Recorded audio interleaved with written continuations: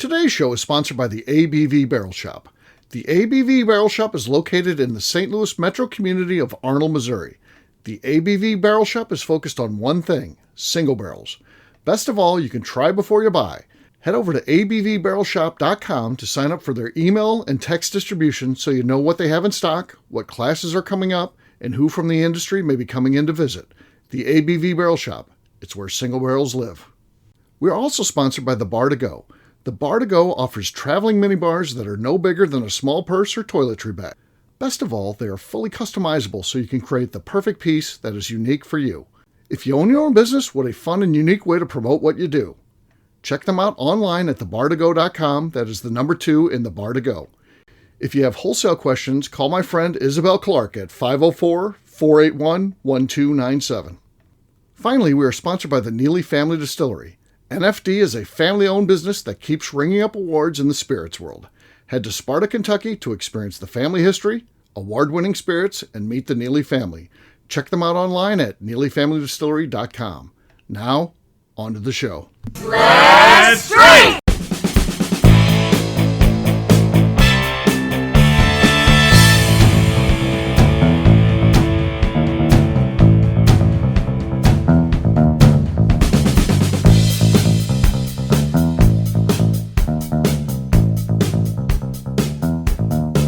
Welcome to the Bourbon Daily, the podcast about everything bourbon delivered to you every day of the week. Today on the show, we talk about cookies made with bourbon. My name is McNeil. Please join me in welcoming my co-host, Steve Akeley, along with our special guests, Justine Mays, Bo Cumberland, and Jeff Andresi. Hey, gang, what's up?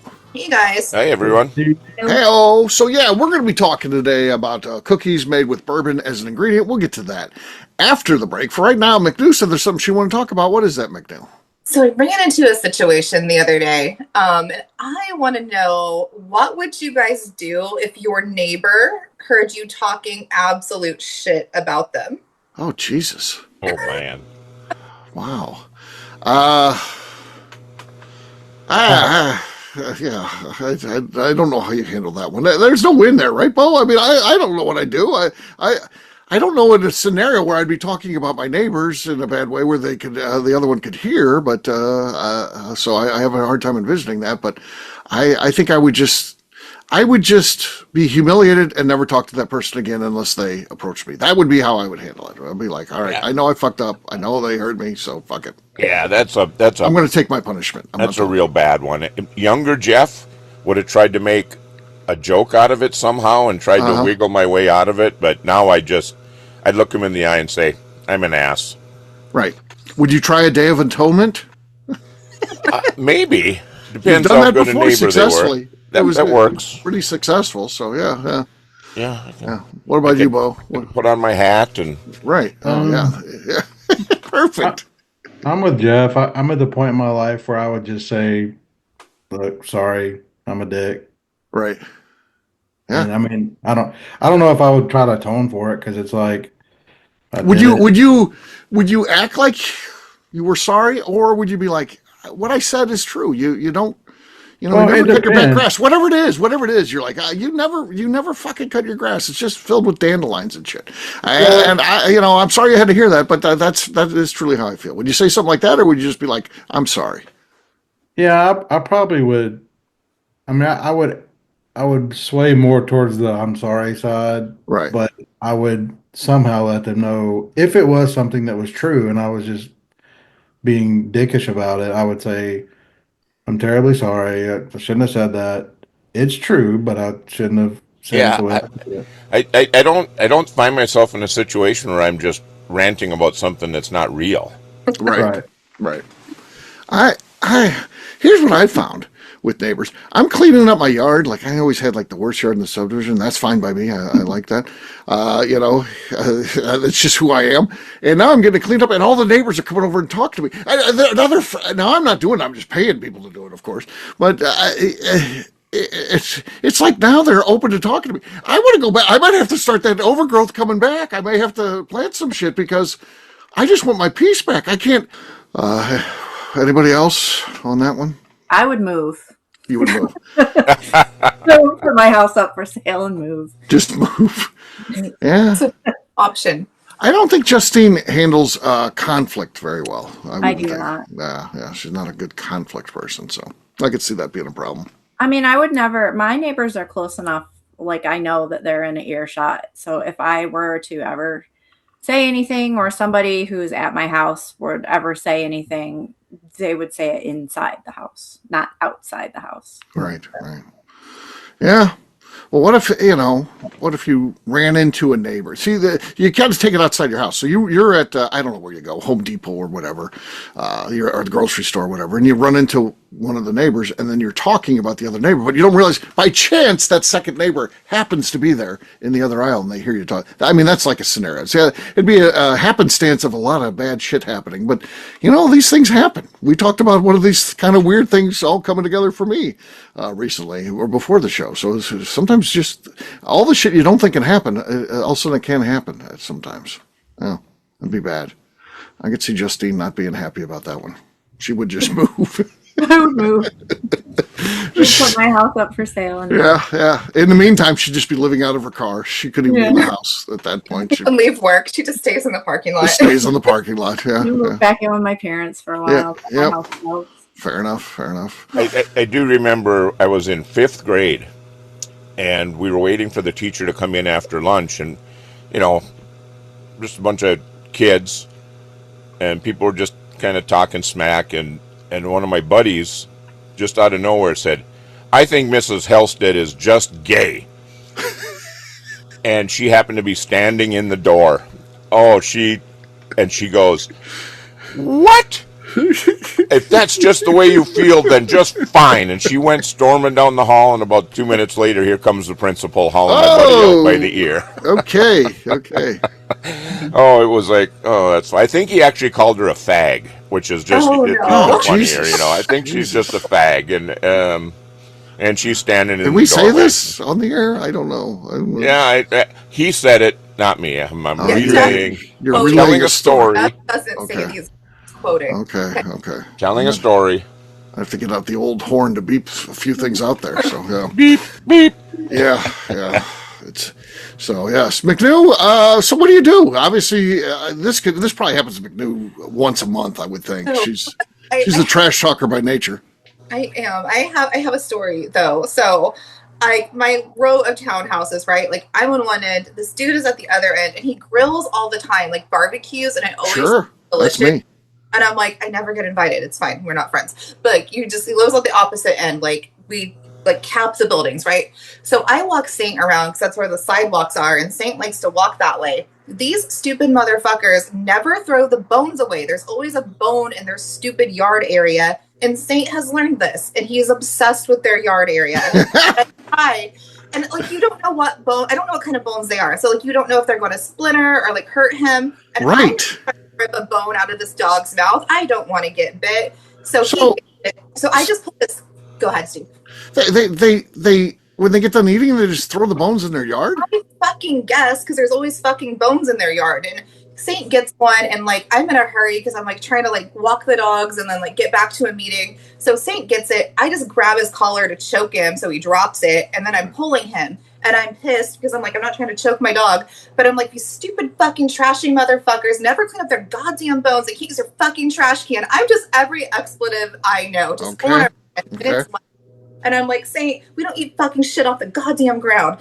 So I'm like pulling Saint with me, and this is their backyard. And then I walk up across, like, the sidewalk goes, and then like there's the front of their building, and dude's on his fucking front porch, and I was not quiet. Well, sure. He's just staring at me. I was like, hi, it's a nice day, right? Hi, it's a nice day.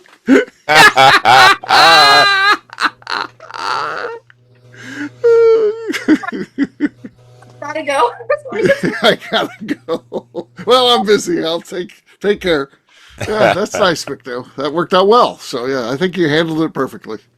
Got a new friend. Yeah. Like, like how the dad's mad in like A Christmas Story when he's like ranting about the furnace. It was Right. like that. It was every fucking word I knew. I'm like, these trashy fucking motherfuckers. And because I'm mad, like, I'm not trying to take my dog to the vet. I don't want a vet bill, and he doesn't need to eat random shit off the ground. Right. Yeah. I well, throw your crap in the trash. It's not that hard. Okay. But I didn't expect him to be on the front porch. So I was just like, hi. Hi. Hi. It was like the fakest voice ever. Like my voice already sounds like that, but it was worse. Right. Huh. Interesting. You may have another flat tire when you get up tomorrow. Right. If you do, you know who did it. Right. Yeah. Luckily, I haven't seen him in a while, so that's Right. good. Yeah. Okay. All right. On that note, guess what, gang? It's time to drink. What is everyone drinking? Let's start with Bo Cumberland. It's been a long time since he's been on. Bo, what do you got? Yeah. It has been a while. It's unfortunate. Yeah, I know. So I'm going to start with a bottle of Muhlenberg, which comes from the Bard Distillery. Okay. It's actually the first and only thing I've ever had from them, and I like it pretty well. Okay. All right, here we go. It's not going to have a good. Here we go. Okay. Okay. Seemed like it had some potential. You had a little mic cut out there, but it was okay. It was okay.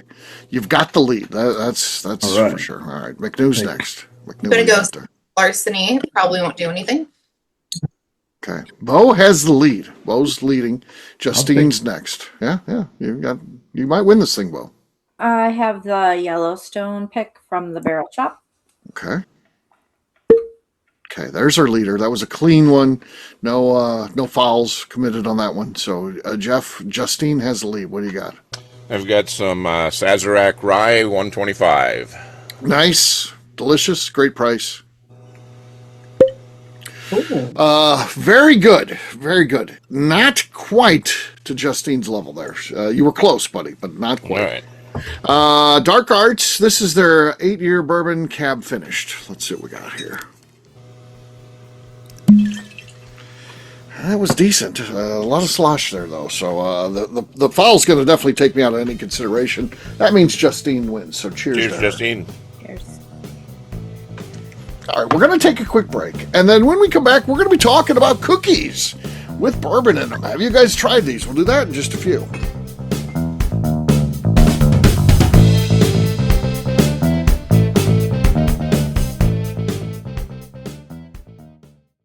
Okay, let's talk about the people that make these shows happen. First up is the Stave and Thief Society. Via their in-person class at Moonshine University in Louisville, Kentucky, the Stave and Thief Society is the place where you, a bourbon enthusiast, can expand your knowledge and emerge an executive bourbon steward. In 2017, I completed my executive bourbon steward certification. It's the most comprehensive bourbon certification available and connects you with an expansive network of bourbon enthusiasts and professionals.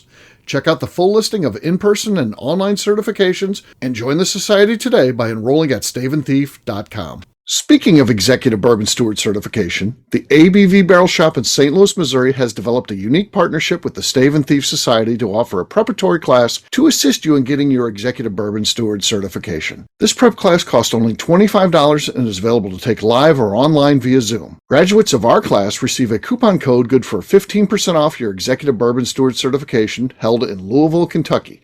This saves you almost $90.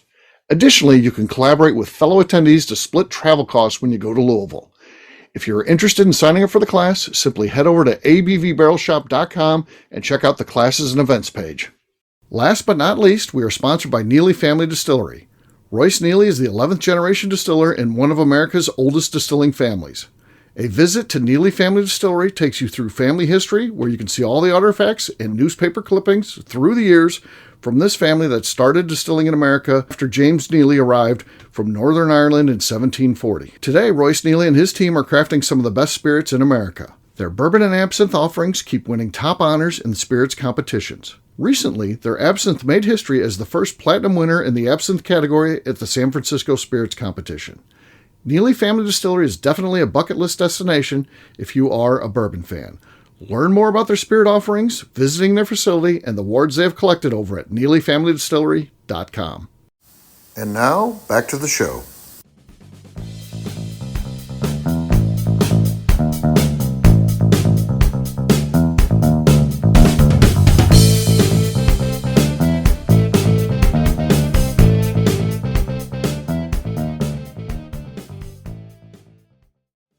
My teeth doesn't like ice cream. This is McNeil, and you're listening to the Bourbon Daily. Perfect. That's a pro. That's a pro right there. Nailed it. Hank McNew. Welcome back to the Bourbon Daily. Today we're talking about cookies made with bourbon. Yes, we are. So we've got, it seems like more and more cookies are being made with bourbon. And I tell you what, it works. There's a couple of ways you can do it. You can just, I guess, in replacement of some of the water you put in, you add bourbon. But then I see other people like Canadian Evan, who comes in the barrel shop. He does like a brown butter. So he's using a bourbon brown butter, which is, man, those things are just killer. Have you guys had anything like that? Yeah. Okay. Not for me. I have not. But nothing. Okay. You're missing maybe out. that'll be my new retirement hobby. Yeah, there you go. I'm doing all kinds of cool stuff like that. I'm making my own mosquito killing stuff. I'm making my own mouthwash. Yeah, I even got labels for that. So if you want some Colonel Steve mouthwash, let me know. It's the gold standard. Flavored for McNew. What's that? Is it mint flavored for McNew? Yes, it is mint flavored McNew. How did the mouthwash come about?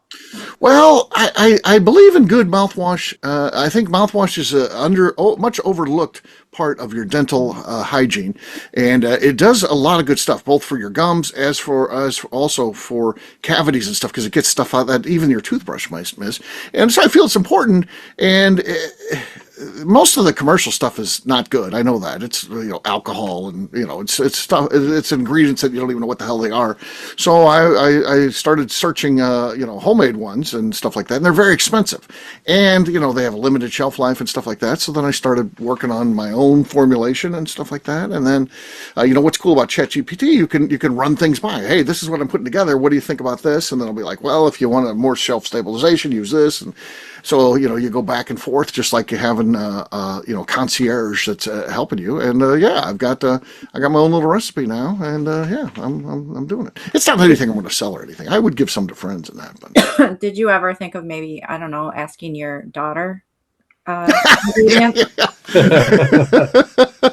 I mean, what she does for a living. She's a chemist, yes, who makes consumer products. So I could. If I was going to go commercial, I would definitely go to her because she knows all that kind of stuff. But I did not do that.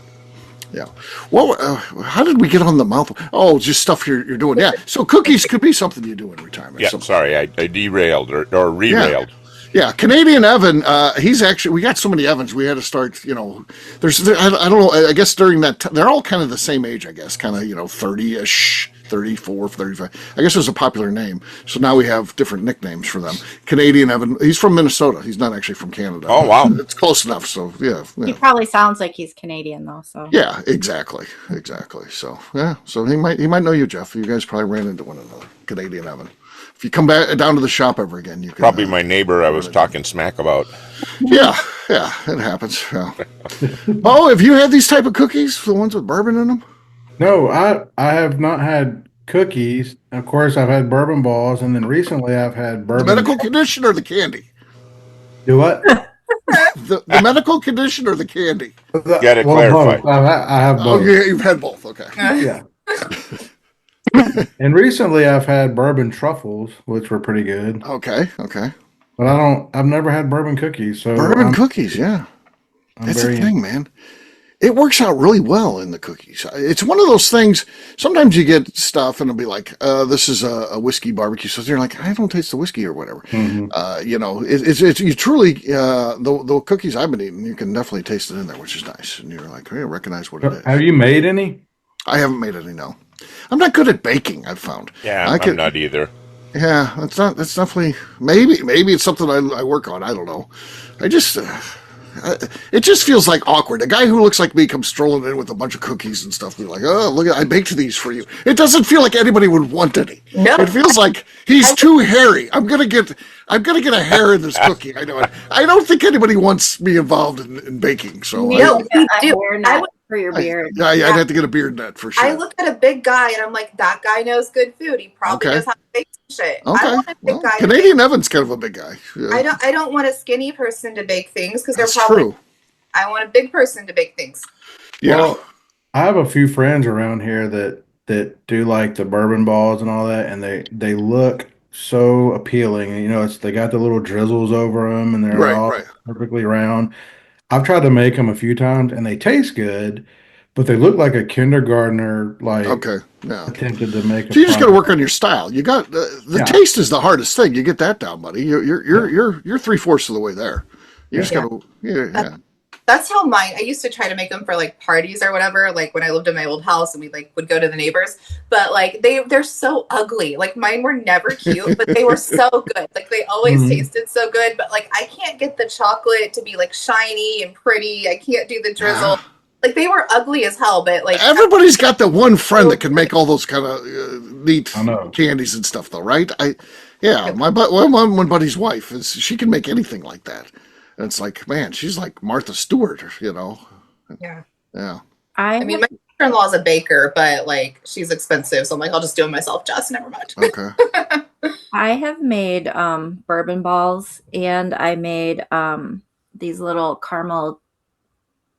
bourbon caramel cheesecake bites. Ooh, wow. They were both really good. Oh, that sounds good. I did try making cookies one time, and those did not turn out. They didn't turn out. I didn't really have a recipe for those like I did the others. I just kind of threw some bourbon in there, and it didn't work out in my favor. Okay.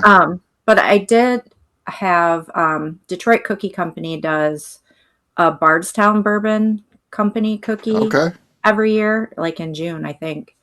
And that one was really good. And then I bought some at the Artisan Festival last year. I don't know, maybe that was That's from Canadian Evan. Yeah. Yeah, I have had his Okay. cookies. Yeah, Yeah. they're good. Yeah, they are good. Yeah.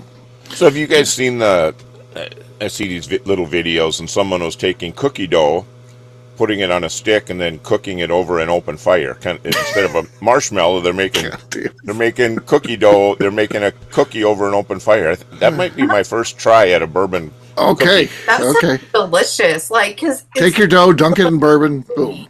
Yeah. that sounds really good, actually. I Really? mean, Okay. I'm not sure about that. What do you think about that, Bo? That sounds pretty good. Okay. Okay. I just don't know. It'd be Little very cookie like. campfire. well, no, cookie dough is already good. Like, you really don't even have That's to. true. That's I true. mean, Sure. unless you're like afraid of that egg disease, but like I'm not. When I risk it, I'll use some cookie dough. But yeah, that sounds delicious. It looks so doughy. When I used to work with Pepper Roth, and she'd come back, she'd say, I'm just gonna run the grocery store, I'll be back, for lunch. And then for lunch, she'd just get a tub of that cookie dough, and she'd just have a spoon. She's like, I'm just too busy, I'm just having this for lunch today. Who the fuck eats just cookie dough for lunch? That's a girl lunch, Steve. You won't understand how great that is. Girl lunch. I've got a question. You know how they say like you can't eat raw cookie dough, or Right. What's the difference in eating raw cookie dough and Okay. then these muscle heads that'll eat like 9 raw eggs? They just crack them open and just drink them raw. What's the difference? How No come- difference. No difference. No. Yeah. Yeah. They're just trying to stop us from being happy. Right. When Yeah. my kids were home, when they were in high school, one of the big fundraisers was always these buckets of cookie dough. Mm-hmm. And you just put them on. You could just make a pan up whenever you wanted. I never got a damn cookie because the kids ate all the raw dough. Yeah. Come back and there'd be an empty. I Where's do. the cookies? I do like raw cookie dough. Yeah. Yeah, we used to get my mom would be pissed. She'd like plan to she'd buy a couple of them and she'd plan to just bring cookies to a family event or whatever. And like she'd see the spoon marks in there and she's like, which one of you are just eating out of it? And I'm like, oh, we both got one because we didn't want to share spoon germs. She's like, Right. you start eating out of them like goblins. We're like, that's what it was for. She'd be pissed. Yeah. Yeah. Some of the fundraisers around here have it when they're like in the box, and it's they're already ready. They're to already put on portioned. Yeah. And I have to. How my plan on that is because the warden does not allow you to eat raw cookie dough like that. That's not allowed because it has to be baked in its final form. But I always sneak in there and open it up where she can't tell, and then eat a bunch of it, and then eventually, because she'll take forever to make the cookies, and then eventually I'll get in trouble. But I would have got like 6 ass chewings along the way if I would open that up and grab a couple of those cookies out of there. Just take it from a lower row. Yeah. They make quote unquote safe to eat cookie dough and sell it. Like they had it at Buc-ee's when I was on my way down to Nashville. I stopped at Buc-ee's, and it's like a little container of like little cookie dough balls. Oh. It says it's safe to eat. I don't know how it's any different than My other Kroger food, but has them. They're not the same though. Like they still taste good. You gotta have a little danger to it. Same. Yeah. The When I was a danger- kid, we used to make Christmas cookies every year. My mom would be like, "You can't eat the cookie dough," but I would eat that shit all the time. I would just have to do it while she wasn't looking. While she'd turn the other way. She'd be working with with the oven or something, putting cookies in. Boom, I'm eating the cookie dough. Hell yeah, man. Yeah, I did okay. Didn't kill me. we survived. We survived. So Looked there you good. go. There you go. Get out there, try some bourbon cookies. They're good stuff. They are Colonel Steve approved. We'll wrap this one up as we always do by talking about where people can find us. Jeff, we'll start with you. Where can people find you? I'm on Facebook, Instagram, and the Cigar Dojo, Jeff Andreezy, 2 I's and 2 Z's. All right, Bo.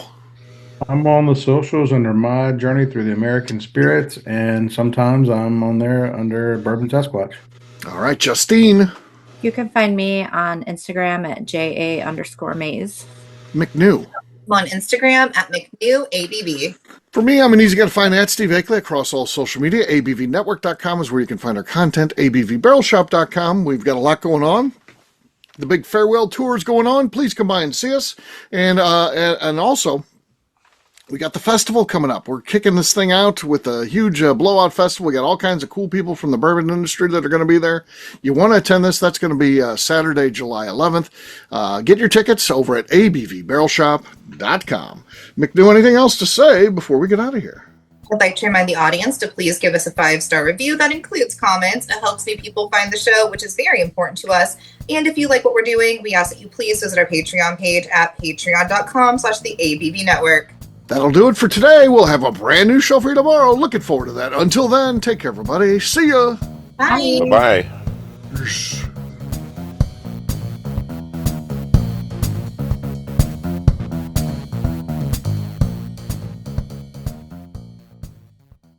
Before we let you go, let's talk about one last thing. The ABV Barrel Shop in the St. Louis community of Arnold, Missouri. The ABV Barrel Shop is focused on a couple of things. First of all, single barrels.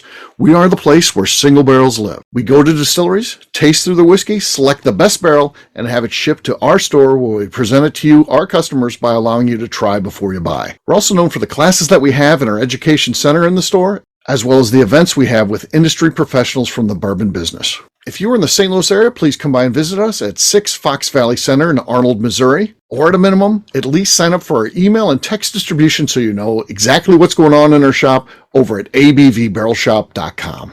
This is Steve Akeley, owner of the ABV Network, signing off. We thank you for listening to our programming and truly appreciate your support. The Bourbon Daily is part of the ABV Network. For more information or to become a sponsor, please visit abvnetwork.com. Thanks for listening and cheers. This has been a Steve Akeley production.